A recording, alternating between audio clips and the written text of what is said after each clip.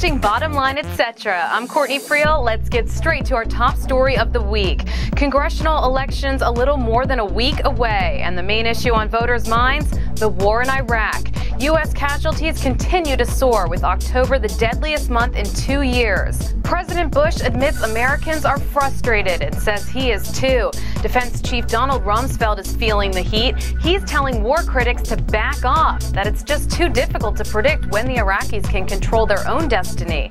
Well, what's not difficult to predict? The public opinion. Polls across the board show few Americans think we're winning in Iraq, and with the midterm vote looming, independent voters are leaning Democratic.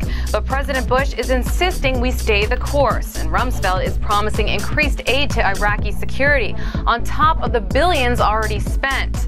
Now, some believe the administration is on the right path. Others think Democrats can lead us in a different direction and significantly reduce the U.S. troop levels in Iraq. Well, that's a big split, but there is one thing both parties agree on. The elections will be a turning point. Whichever side gets voters to the polls will control Congress for at least the next 2 years and possibly beyond. So the bottom line is, the future is really in your hands. Whatever side you're on, go vote. And lots of other stories making news. Time to get caught up with the Headline Express.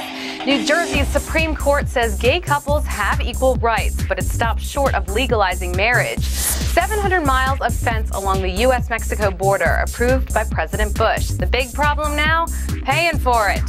Former Enron bigwig Jeff Skilling going away. 24 years in prison for his role in the company's collapse. New remains are found near Ground Zero more than 5 years after the September 11th attacks. Lost in translation? North Korea's apology for its nuclear tests.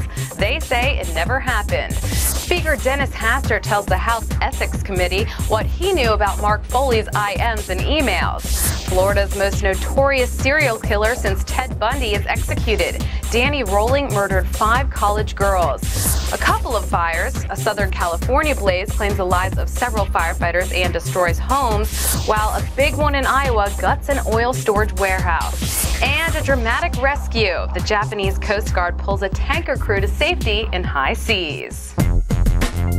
And now showing in etc., the ever-changing soap opera we call Anna Nicole Smith. TV producers couldn't have written better twists and turns. Previously on ANS, a birth, a death, a wedding, and a funeral. This week, one of the men who claims to be the father of Anna Nicole's new baby is suing the other, the guy she married, for fraud because he signed the birth certificate. And if that isn't enough, Anna could now be thrown out of her house because she doesn't own it. It belongs to a developer who Anna was dating when she got pregnant.